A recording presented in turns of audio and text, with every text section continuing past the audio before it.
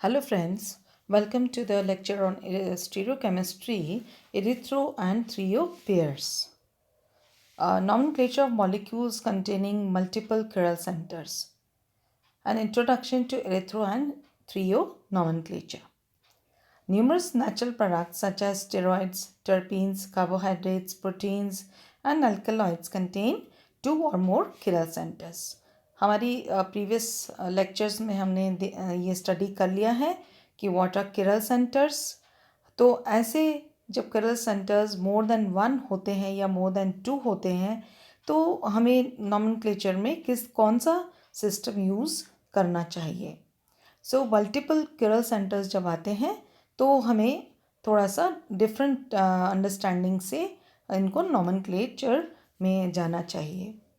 So first is addition or creation of a new chiral center to a molecule already containing one or more always gives rise to new diastereoisomers and the number of which doubles for each addition except in cases of degeneracy. तो means यहाँ पर क्या बताना चाह रहे हैं कि अगर कोई नया chiral सेंटर उस मॉलिक्यूल में है जिसमें ऑलरेडी एक या अधिक chiral सेंटर्स हैं, ऐसा जब सिचुएशन आती है तब हमेशा न्यू डायस्टेरोआइसोमर्स बनते हैं.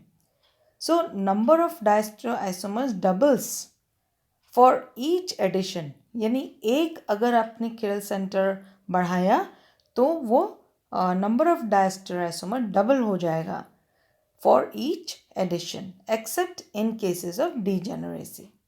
In molecules with multiple chiral centers, diastereoisomers and enantiomers occur side by side. This is important.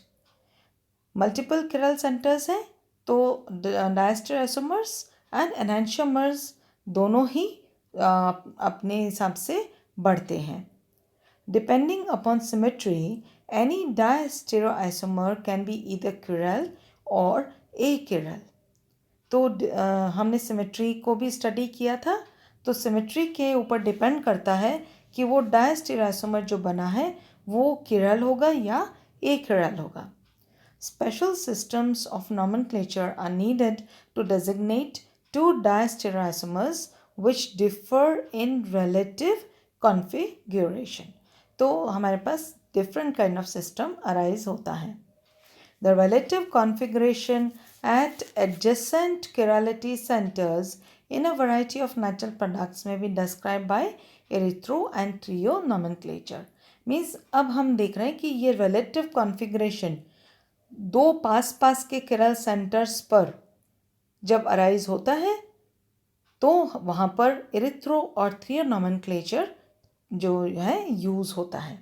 In this form of nomenclature, if identical or similar substituents are on the same side of the vertical chain in the Fisher projection, the erythroisomer results.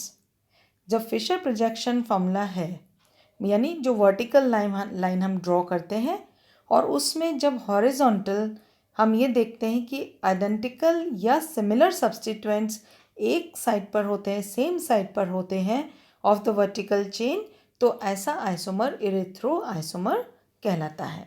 If the substituents are opposite to each other, the threo isomer results in the Fischer projection. तो ये सिस और trans का दूसरा form है. जैसे कि हम सिस बोलते हैं तो identical groups on same side है, तो यहाँ पर सब्स्टिट्यूएंट्स या हम जो कह रहे हैं वो आइडेंटिकल या similar substituents are on the same side, तो इरिथ्रोआइसोमर होगा.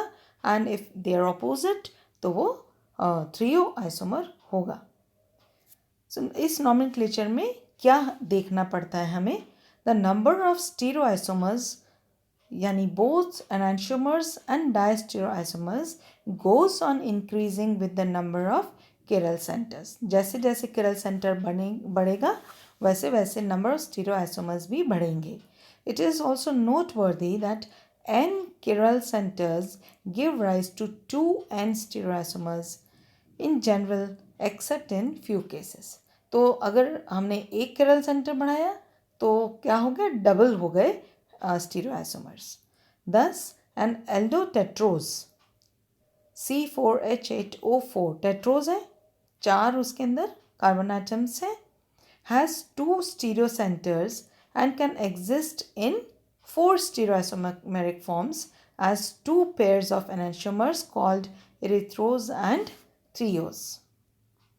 In a molecule with 2 stereocenters, when there are 2 groups which are common to each carbon while the third is different, that is CABX and CABY, this gives rise to erythro and trio diastereoisomers.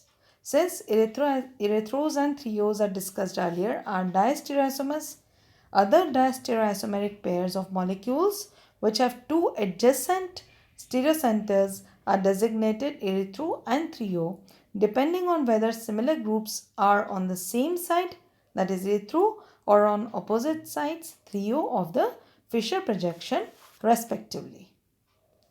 तो यहाँ पर हम देख रहे हैं erythrose minus and erythrose plus, threose minus, threose plus.